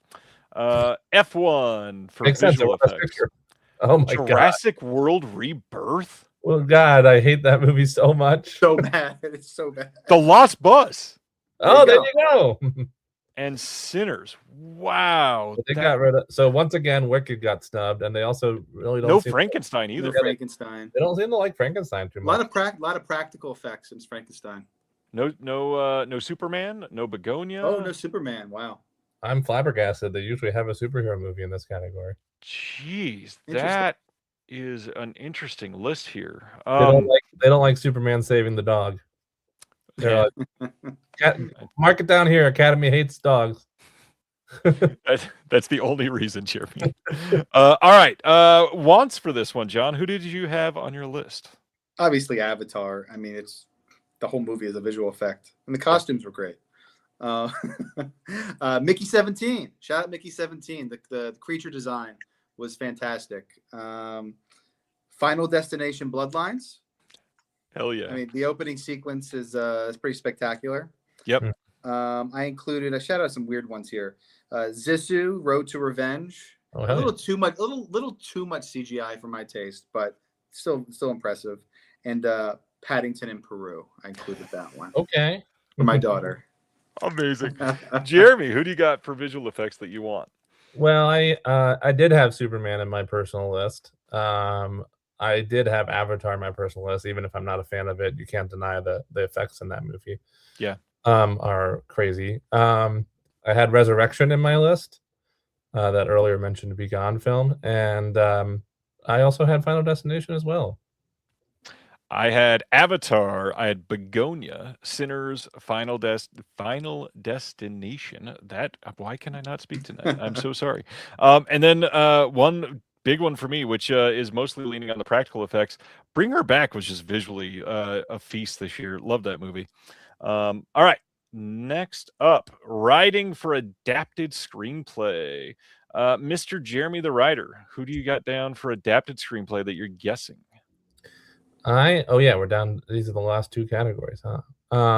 I got what I think they're gonna pick. Obviously, One Battle.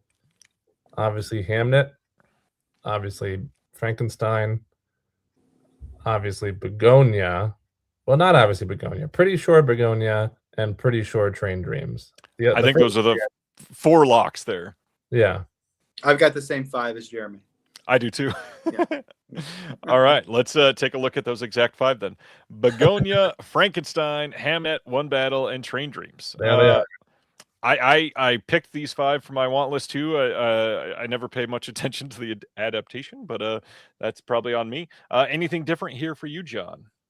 I included One Battle, Begonia. I went with No Other Choice, Mickey 17, and The Life of Chuck. I thought that was a great screenplay. I should have thought about that a little bit better because Life of Chuck and technically Ugly Stepsister could have been eligible here too. Jeremy, go ahead. I kept on Train Dreams and Hamnet, and the other 3 I swapped out for The Life of Chuck. No Other Choice, and Chronology of Water.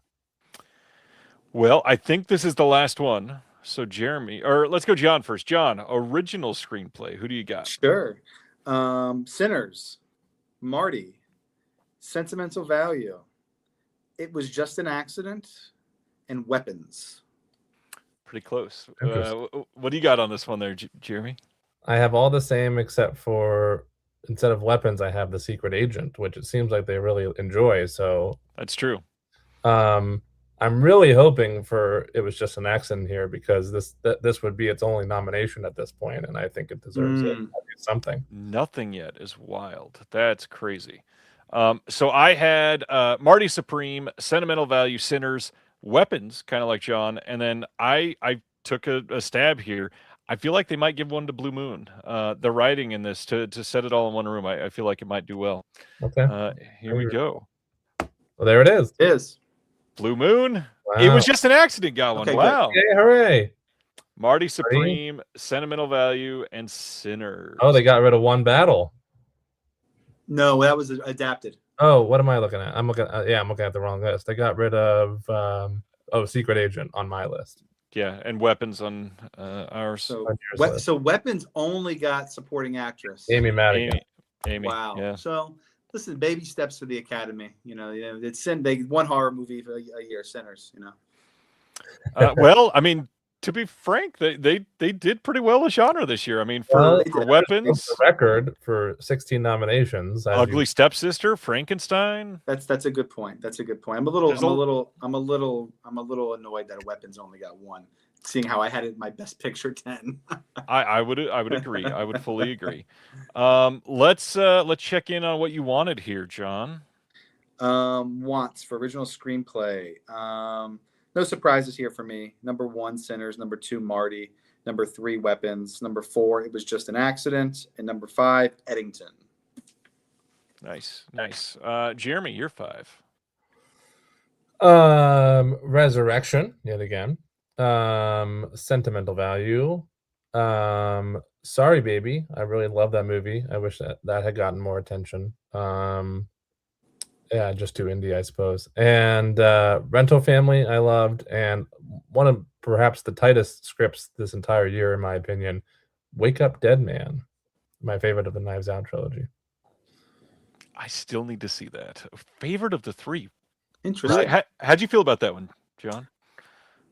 The Knives Out movies just aren't for me. They're too long. They're too convoluted. There's too much exposition at the end. They're not for me. With that being said, stylistically speaking, the cinematography in this most recent one was pretty cool. They did some really neat stuff with the stained glass and all of that, their shadow work. They're not for me, but they're pretty popular, and I'm sure he's going to keep making them because no love here at all, right? For Nothing at all. Nope. Nothing for that, which is interesting because I think both of the first two at least got some. I think so. Nominations. I mean, it was a very strong year this year overall, though. That's true. It was. So how do we feel about the nominations? Anything that is other than the major snubs that we've talked about, like Park Chan-wook's film getting nothing is kind of crazy. That's my biggest upset. I almost don't care about just about anything else. Even F1 being in Best Picture is annoying because I don't think it belongs there compared to the other 9, but nothing like that compares to Park Chan-wook being completely snubbed for me. Yeah, I'm with you. For some reason, the Academy is allergic to him. They need to be careful because to not nominate him for international is a little. It's just kind of absurd. At the very least. At the very least. If not director and Best Picture as well. But with that being said, they did some cool stuff. Delroy Lindo. That nomination was great. Yep. That was a pleasant surprise, yeah. The Ugly Stepsister being on there, a Shudder body horror Danish film or Norwegian film, whatever it is. That being Oscar nominated is crazy. Yeah.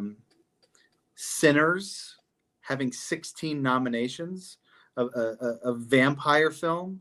A sexy vampire film. A sexy. Even though they added a category this year, and that helped it get to 16, the record was 14. It would have broken the record. Still would have broken the record. Was Everything Everywhere previously. Yeah. And so I think it's a shame that Jafar Panahi only got the screenplay. Yeah. I think it would have been really a good opportunity to get him up there to give a speech. I don't know if he would have won directing or anything like that, but maybe he can get up there for screenwriting. Maybe. I'm happy that he got at least one nomination. Listen, there was a lot of big. I mean, Sinners, Marty Supreme, One Battle After Another, and Sentimental Value had to have had at least 8 or 9 nominations apiece. Those are the 3 that they love the most. Yeah. So we got a question from Stan. Predictions for Best Picture winner. With the number of noms, I think it's a 2-way battle between One Battle After Another and Sinners at this point. Those are the 2 big ones. I think Hamnet maybe stands a chance after the Golden Globe win, but it's number 3 after those 2, certainly. Well, and they surprisingly didn't get as much as I expected tonight. Hamnet did not get as much as I expected tonight, no. For most of the season, it's just been it's Paul Thomas Anderson's year. But with that being said, having 16 nominations is undeniable. The power that film has. And I think it's possible Paul Thomas Anderson could win director, but maybe Sinners still wins picture.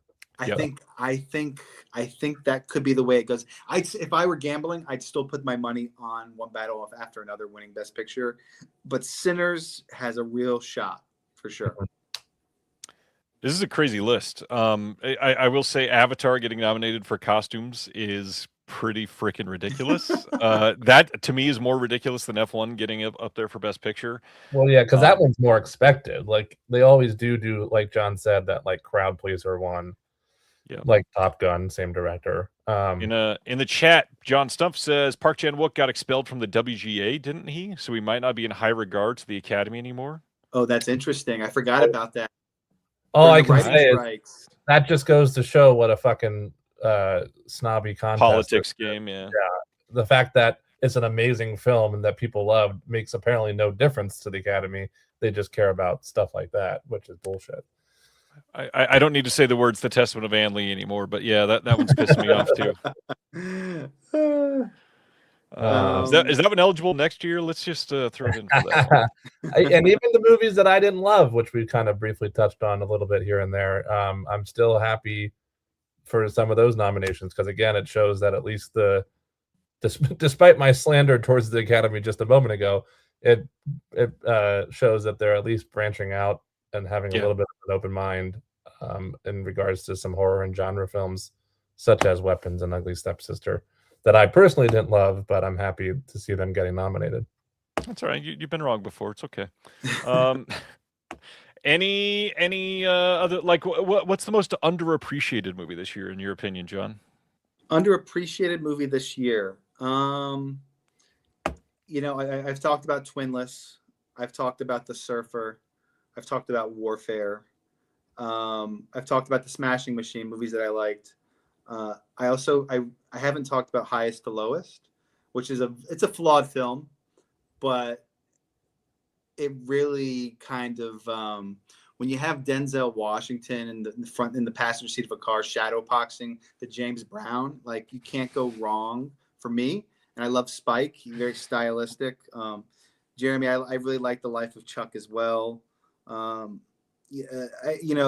Anytime I'm glad Ethan Hawke got nominated. Anytime you get him on a red carpet or campaigning, I love listening to him talk about film. I love listening to him talk about his process. It's interesting in a year that Steven Soderbergh put out 2 movies. He's not anywhere to be found here this year. I liked Black Bag and I liked Presence. I didn't love either one. I like Black Bag way more than Presence, but yeah. Yeah. This is a year that we had both Safdie brothers come out with their own films. Obviously Josh's has been, recognized much more than The Smashing Machine.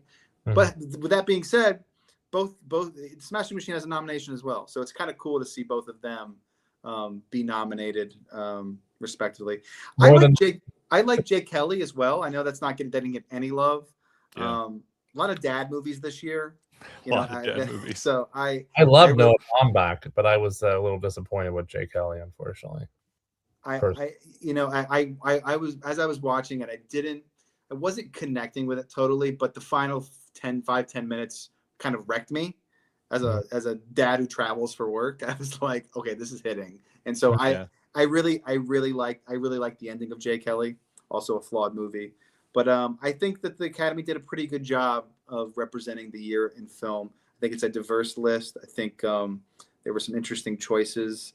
It's gonna be a fun night in March. We'll do this again in March. In the chat, John's pointing out this is the first time since 2011 that the winner of the People's Choice Award at TIFF has not been nominated for Best Picture, which would have been Life of Chuck, which is that's a crazy point. Well, that is what I was. That was my short answer for what I believe to be an underappreciated. I mean, I would agree. We discussed how a shame it is that Park Chan-wook isn't being represented. But yeah, Life of Chuck. I would have liked to have seen something as in my favorite movie of the year and as how much I love it. So that's my short answer there for that. Also, I love Nirvana the band, the show, the movie. To Madhouse's comment, it does not officially come out until it was at a couple of festivals, which is where I saw February, it. right? Yeah, February. So, I don't think that'll get any Oscar love anyway, so it's a moot point regardless. But go see it in February because I loved it. Underappreciated, Jeremy. Any other films that you want to shout out as underappreciated? I shouted out all of them already. Go see Life of Chuck if you haven't already. Go see Resurrection. Go see Chronology of Water. See The Surfer. See On Becoming a Guinea Fowl. And see. I'll leave it at that. Those are a few good ones that are on the top of my list that didn't get love. A couple more before we walk out the door, just because I feel like we didn't mention them at all tonight, and that's kind of crazy to me. The History of Sound. Did you see that one, John? I did. I didn't quite understand why that movie wasn't talked about more as an awards picture. I mean, it's obviously Oscar bait. It's beautifully shot. It's very much a downer. But I thought it was pretty damn good. I think it should have definitely been the conversation for a few of the categories. I'm with you there. I haven't seen it yet, by the way. So. I think it's on Mubi as well. It is a movie film, so it better be on Mubi. Yeah. Okay. If not, what's the point? And two crazy performances. I mean, Josh O'Connor, who's been in everything this year, and Paul Mescal, who had another great movie this year. Just two really great actors in a great movie. Two that we did not mention tonight that never would have been nominated for anything, but I feel like nobody is talking about them now. She Rides Shotgun. I feel like is going to be looked back on as something that we should have appreciated in its time, and it's freaking great. Taron Egerton is incredible in it, directed by Nick Rowland. And then not sure if either of you have seen that one or this next one, but people need to talk about it. The Threesome. Did you see The Threesome this year? I like The Threesome a lot.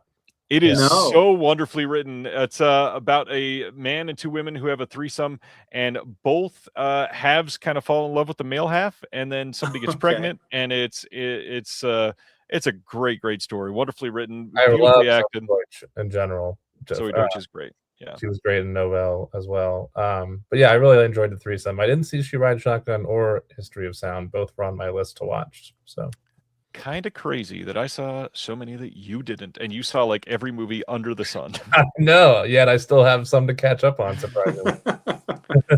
Incredible. Anything else you want to shout out tonight, gentlemen? Anything you got coming up you want to talk about, or social media to follow? Which Letterbox is in the description. Follow everybody for the Letterbox right now. Oh, please, yeah. I've been getting a lot of Letterbox follows thanks to Antenna as well. So, but I always welcome more. Castration movie. I need to watch that. I've got a copy on my computer I need to watch because I'm supposed to be interviewing somebody for it here soon. Yeah. Did either of you see Castration movie at all?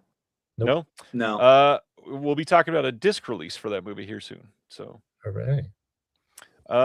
Anything else, John? Any shout outs? Any events coming up? No events coming up. It's just kind of the quiet time of year for me. And give me a follow on X and Instagram if you like baseball and you like movies. That's all Jeremy? I got. Follow Jeremy if you like baseball as well. Yeah. I talk a lot about baseball. I love when they score a basket. Baseball is cinema, though, especially when you're watching a John DeMarsico. Buy the merch too. I forgot to link that. I'm sorry. I'm a bad friend. Jeremy, anything else for you? I'm just at Jeremy Long on Instagram, trying to working on a lot of things, trying to get back into comedy maybe this year. Been doing a few more shows lately. so you can see me post about that on there if you're local and want to come. And as Ryan mentioned, Letterboxd if you love movies and want to see what I think about them. At Jeremy Long on Instagram and on Pornhub. We will see you on the next one, and we'll be back for the Oscar stream Pornhub, eventually. Thank y'all. Long Jeremy. That's the other guy. Have a good night. We'll talk to you. Stay safe, stay warm this week, and I'll be live again in 40 minutes if you want to come back. See y'all. Thank you for watching The Disconnected. On the way out, make sure that you are subscribed to the channel, that you've liked the video, and that you've copied the link to be able to share it with someone else that may appreciate this.